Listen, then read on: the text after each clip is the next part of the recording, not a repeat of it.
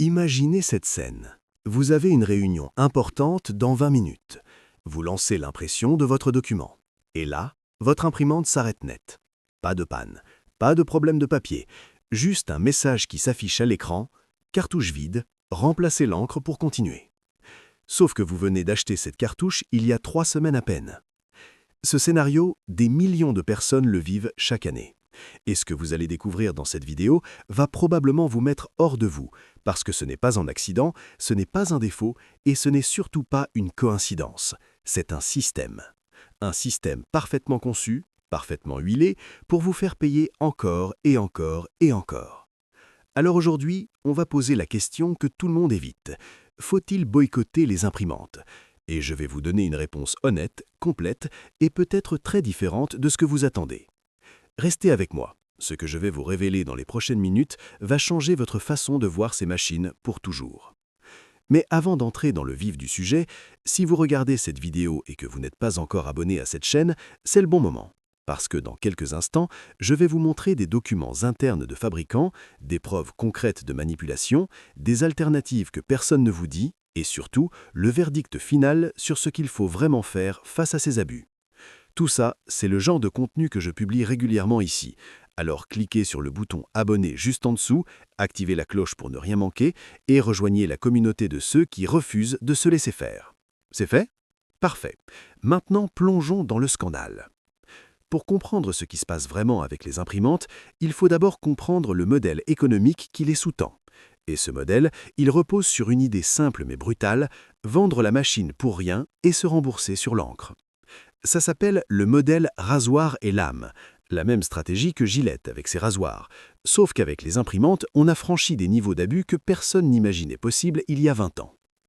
Premier scandale, la cartouche vide qui ne l'est pas. Des tests indépendants menés par des associations de consommateurs en Europe et aux États-Unis ont démontré que certaines cartouches déclarées vides par l'imprimante contiennent encore entre 20% et 40% d'encre utilisable. Vous jetez donc de l'encre, littéralement, parce qu'un algorithme a décidé que la cartouche était terminée. Pourquoi ? Parce que votre imprimante n'a pas de capteur précis. Elle calcule une estimation basée sur le nombre d'impressions. Une estimation volontairement pessimiste. Deuxième scandale, les puces DRM sur les cartouches. Vous pensiez que les cartouches compatibles, moins chères, étaient simplement de moindre qualité ? C'est souvent ce qu'on entend. Pourtant, la réalité est un peu plus nuancée. Des fabricants comme HP ou Epson intègrent effectivement des puces électroniques dans leurs cartouches. Officiellement, elles servent à améliorer la communication avec l'imprimante, à suivre le niveau d'encre et à garantir une certaine qualité d'impression. Cependant, elles peuvent aussi, dans certains cas, limiter ou empêcher l'utilisation de cartouches tierces, notamment après certaines mises à jour.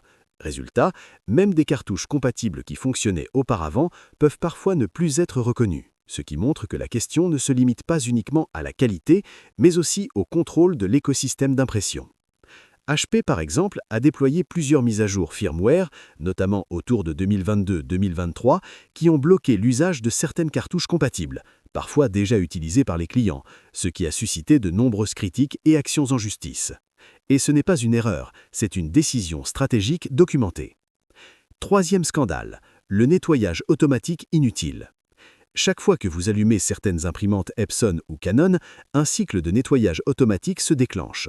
Ce cycle consomme de l'encre, pas pour nettoyer quelque chose qui en a besoin, mais parce que l'algorithme est programmé pour le faire régulièrement, que vous ayez imprimé hier ou il y a 6 mois. Résultat, certains utilisateurs estiment perdre l'équivalent de plusieurs cartouches par an rien qu'en cycle de nettoyage automatique. Alors maintenant que vous voyez l'ampleur du problème, la vraie question se pose. Qui sont les principaux responsables ? Il serait trop simple de dire « toutes les marques sont pareilles ». Ce n'est pas vrai. Certaines marques sont nettement plus agressives que d'autres, et il est important de le dire clairement. HP, le cas le plus médiatisé. HP est sans doute la marque qui a fait le plus parler d'elle pour de mauvaises raisons. L'affaire de 2022, que je vous mentionnais tout à l'heure, n'est qu'un épisode parmi d'autres. Il y a aussi l'abonnement HP Instant Ink qui vous facture mensuellement pour un quota de pages. Et si vous dépassez ce quota, vous payez en supplément. Vous résiliez ? Votre imprimante peut refuser d'imprimer même avec des cartouches pleines à ras-bord si elles ont été achetées dans le cadre de cet abonnement. Des utilisateurs ont porté plainte, des recours collectifs ont été lancés aux États-Unis et HP a dû faire marche arrière sur certaines décisions, mais les pratiques de fond restent en place. Epson, la discrétion qui cache beaucoup. Epson n'est pas dans l'actualité, mais ses pratiques sont tout aussi problématiques.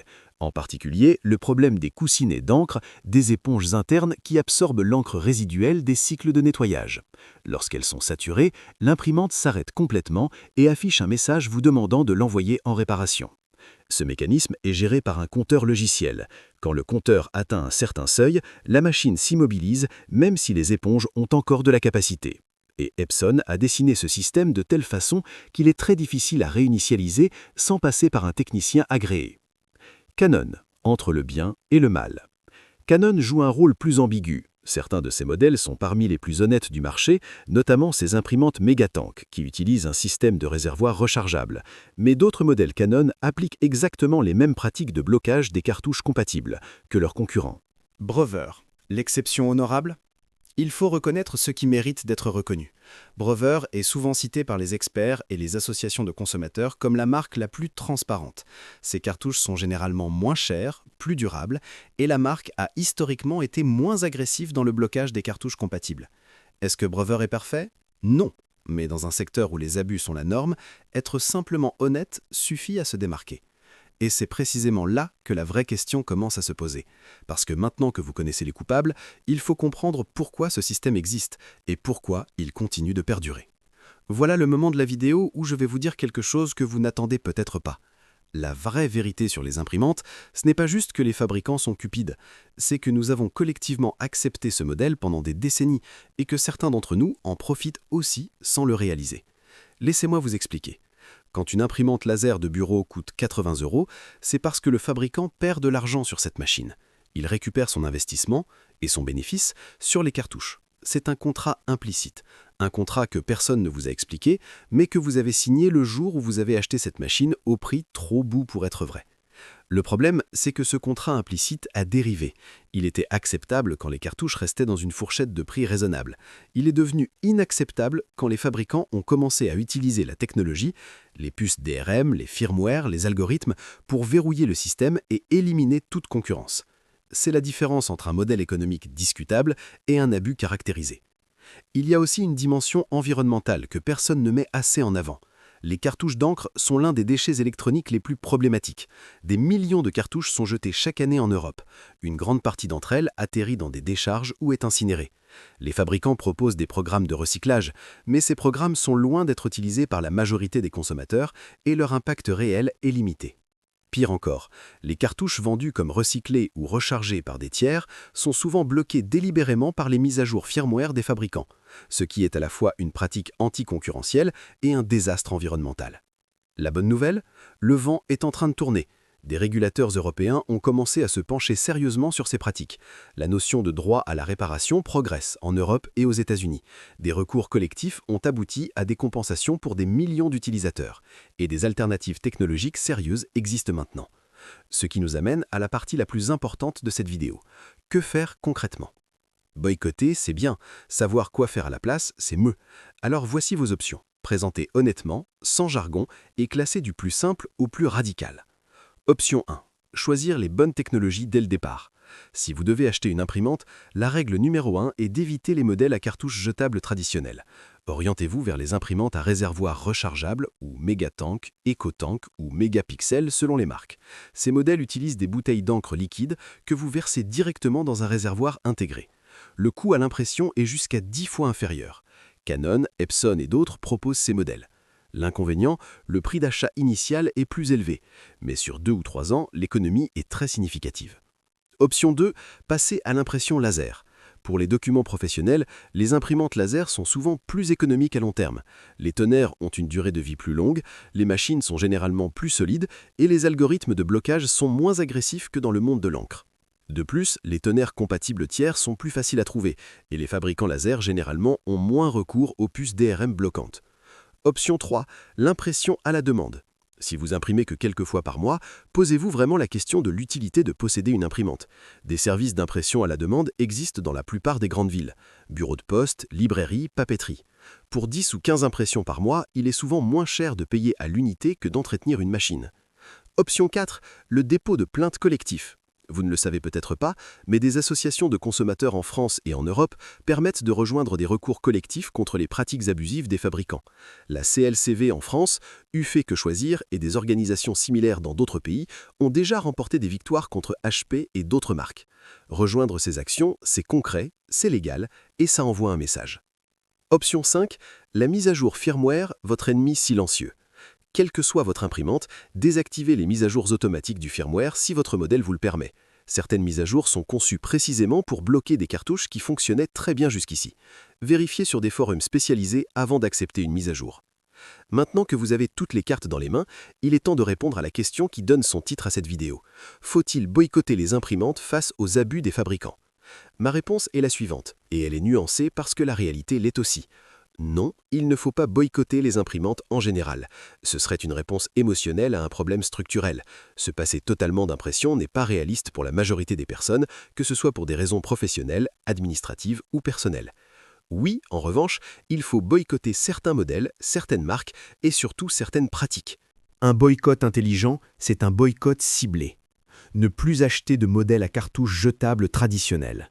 Refusez les abonnements d'encre qui vous verrouillent dans un écosystème fermé.